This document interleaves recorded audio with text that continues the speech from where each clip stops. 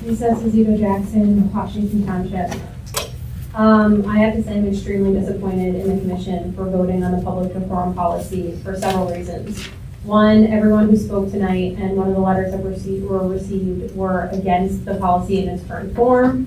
People asked questions for you to clarify items in that policy, asking what does remote protocols even mean? Before you were asked before you even voted if you have any comments, and all of you just sat there. You didn't explain your reasoning. If you were going to make these votes, if you were going to vote for these things, you should have to stand behind it. You should have to explain your reasoning, okay? The public is asked and made clear and concise cases as to why these policies are concerning. And I don't know if you just tune us out when we come up here, or if you just don't care. If you're not taking your role as leading this commission for the public seriously. When Ms. Pasquarelli, today you said, if we hear comments that make us rethink some of these, we can change some of them.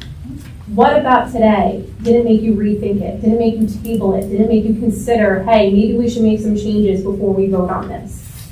You didn't answer the public's questions. You didn't explain what remote protocols means. You don't explain your reasoning as to why you want the public more actively engaged. This is so disheartening to the public, and it's a disgrace. There was issues when you voted for the bylaws the last time, where people had, again, brought up concerns, asked questions. Those things were not explained either. And you said, well, it can always be amended. It can always be amended. Okay, have we talked about amending the bylaws since you voted on them last month with everything that was brought up, with all the concerns that people have? Removing the hour limit, removing the option for the chair to remove or omit items from the agenda, including public comment. These are things that should be protected because, again, in a democratic society, public participation should be encouraged. And I believe it was also Ms. Pasquarelli who apparently said in the November executive session that, hey, if you're going to make a complaint, you should apply. You should do your civic duty. Well, we are here doing our civic duty. And a lot of us have applied to the commission, which we have not heard back from. We know there's an open position, and it hasn't been discussed here. So you're saying we should get involved, and yet you're limiting every opportunity for us to be involved. And then hearing today about the emails, it says library commission members. Why aren't you the ones reading the emails? Why are you asking your staff to read them after they go through them and they give you a packet? They are distributed to the commission members at the time they're sent. Okay, so why aren't you, I understand Ms. Burkhardt volunteered to respond. Why are you putting that on the staff's plate? The staff has struggled with being understaffed at different branches consistently, and yet you're like, well, you guys can respond. It's not to them, it's not to the staff, it's to the commission members. It is your responsibility to respond to us. We are writing to you, we're not writing to them. It seems like at every opportunity, you are looking to not be involved in the public. You're looking for every opportunity to put a shield up from the public. And putting more on their plate is a disgrace. I do want to say happy, National Library Week. I was happy to be part of the Friends, to recognize you guys. I see how hard you work. I see how understanding you guys can be, especially with me, and that's a great resource, and you guys are putting in the hours for that. And I'm sorry the Library Commission is trying to put more on your plate, because that's unacceptable. All of this is disgraceful. You should be ashamed of yourselves. Again, if you're going to steamroll the public, you should have the conviction and the confidence to explain your reasoning and answer the public's question. Question for you. What is the issue about remote?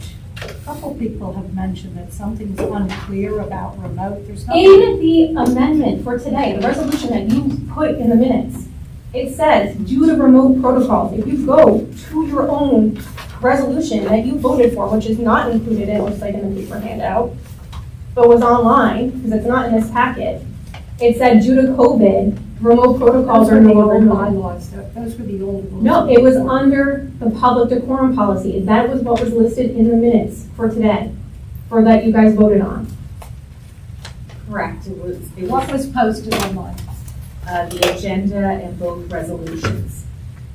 Okay, so what is she referring to that was posted that refers to remote? In the last whereas of the resolution, it says whereas remote protocols for Warren County Library Commission meeting are no longer in existence. Oh. So it's not unclear, it's making the comment that the decision was made to. The prior version to the amendment had a definition of remote meeting in it, but the definition was removed per this amendment. Plus also, which it needed to be because remote meetings are only authorized pursuant to a declared state of emergency, and there isn't one, so. Okay. And I want to clarify what you said about putting this obligation on the staff. Whoever writes is going to receive an automatic reply acknowledging that the email was received, so there's no question whether or not what they submitted was received. That's not putting. Well, originally you asked, well, can someone from the staff see it and respond to it? That's what you asked. That's originally what you The asked. response consists of acknowledging that the email was received. Yes, and that is important. But originally you asked for someone from the staff after Ms. Gerhardt said she would do it. So that's what I'm saying. That's Again, it's all being the request shifted. referred to. And It was not also answering the email. have to say it's It was really, confirming that the email was received. I it's just want to also make sure really that that's clear. disappointing that you didn't even know what was in the resolution that you voted on for tonight. You asked me, what does that even I involve? didn't know which Multiple language you people were have brought referring it. to. You should know what you were voting on, especially when it's I know vague what I was voting language. Especially when it's vague language. Remote Anything protocols. else? Can we clarify, does that mean live streaming the meetings? Does that mean correspondence? What does remote protocols mean? Because that was not clarified.